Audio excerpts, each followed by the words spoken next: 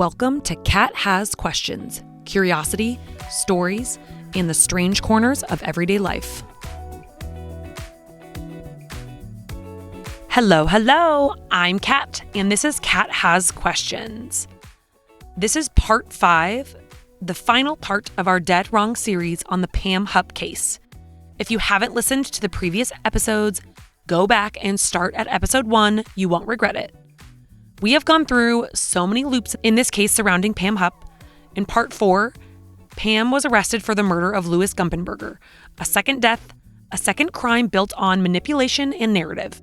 Tonight we're talking about what happens next, and other suspicious things potentially ignored before any of these crimes occurred, or kind of in between them. Once Pam was exposed, the case everyone thought was finished could no longer stay closed. Let's get into it. Part 5 of Dead Wrong, the cost of getting it dead wrong. When investigators reopened Betsy Faria's case, nothing inside the file was new. The photographs were the same, the statements were the same, the timeline hadn't changed.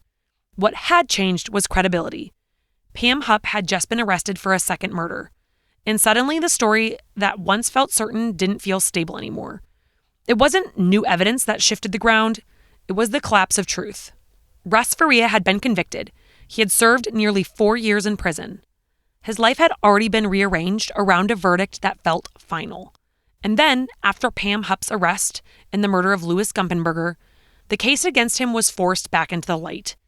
Not because someone discovered a hidden document or a new witness came forward, but because everything around her kind of fractured.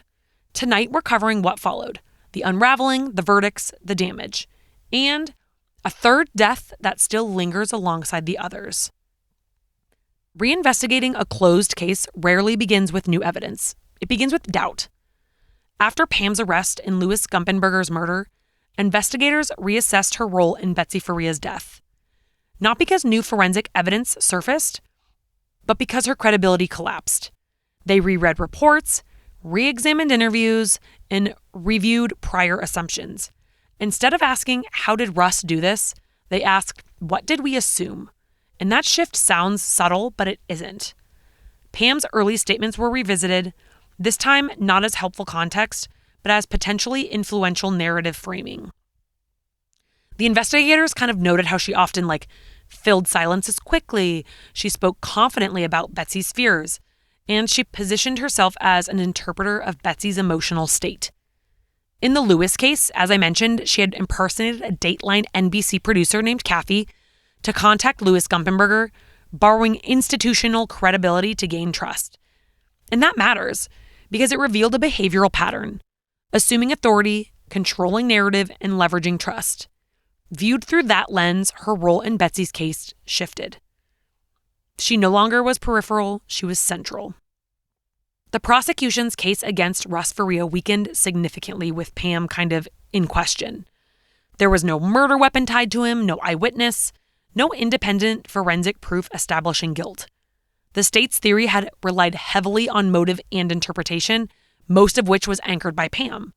Without that anchor, the case was very thin. The emotional logic that once felt compelling no longer held.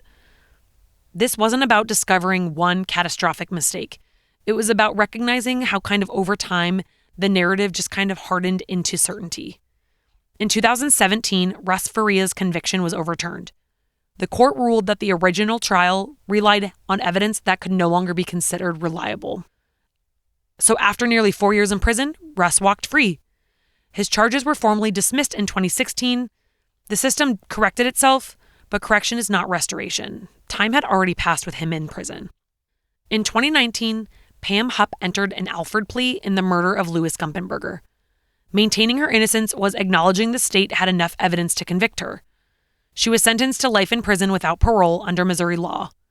Later, she was also charged in Betsy Faria's murder.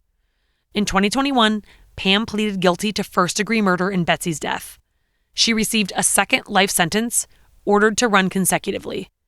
There was no trial and either final resolution, no competing narratives, no ambiguity left for a jury to weigh in on. On paper, the case reached legal closure. 2 confirmed homicides, 2 life sentences, But the story doesn't end there. Russ Faria lost nearly 4 years of his life. He was arrested in 2012, convicted in 2013, his conviction overturned in 2015, charges dismissed in 2016. Years spent grieving his wife while labeled her killer. Those years do not return. Betsy Faria remains gone. Louis Gumpenberger, a man investigators later determined to have cognitive disabilities that made him more vulnerable, was deliberately targeted and killed. And then there is Shirley Neumann. So, as I said, there's one more name in this story. Shirley was Pam Hupp's mother. Pam's maiden name was Neumann, so sometimes that can cause confusion for people, but Shirley Neumann was her widowed mother.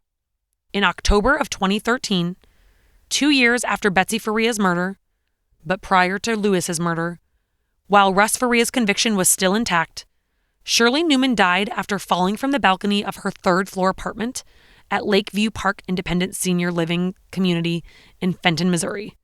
She lived alone. She had been described as having dementia and arthritis. At a hospital visit, Shirley spent the night of October 29, 2013, with Pam, her daughter. On October 30th, around 5 p.m., Pam reportedly dropped her mother back at the apartment and told staff not to expect her for dinner that night or breakfast the next morning. The following afternoon, October 31st, around 2:30 p.m., a housekeeper found Shirley dead beneath her balcony. The aluminum railing was broken. The assistant medical examiner concluded she had died from blunt force trauma to the chest due to an accidental fall. The death was ruled accidental. There were no charges, no criminal findings, no formal allegations of wrongdoing. But what kind of started to complicate the picture? So the autopsy reportedly found Ambien in her blood at a level described as over 8 times the expected concentration for a normal dose. So even if she was prescribed this, it was way more than she would have taken or should have taken. The next month, an anonymous letter was reportedly sent to law enforcement suggesting Pam, as the last known person to see her mother alive, may have killed her for financial gain. Reports indicate Pam and her siblings received investment distributions of approximately $120,000 each and a shared life insurance payout of roughly $10,000. There was also reporting that earlier that year, Pam had been recorded saying a version of something along the lines, quote, "My mom's worth $500,000 that I'll get when she dies." That statement, combined with the toxicology findings and timing, fueled suspicion. But suspicion is not proof. Law enforcement reopened the case after the anonymous tip, but again concluded the death was accidental. After Pam was charged in the Louis Gumpenberger murder, St. Louis County Police revisited Shirley's case again. Investigators reportedly attempted to subpoena cell phone location data and sought forensic testing of the balcony railing. They later attempted to examine whether the aluminum railing could have failed under normal weight or whether significant force would have been required. Public records do not show a definitive engineering conclusion, and no criminal findings were made. But there was some evidence that was unavailable at the time. In November of 2017, the St. Louis County Medical Examiner changed the manner of death from accidental to undetermined. This is not a homicidal ruling. It's not a criminal finding. It just reflects uncertainty. Pam Hupp has never been charged in connection with Shirley Neumann's death. And legally, that's where it stands today. 3 people, 3 deaths, 1 reoccurring presence. That does not feel like a coincidence to me. No charge, no conclusion, no accusation. Only a thread that remains unsolved. This case did not collapse because of one dramatic moment.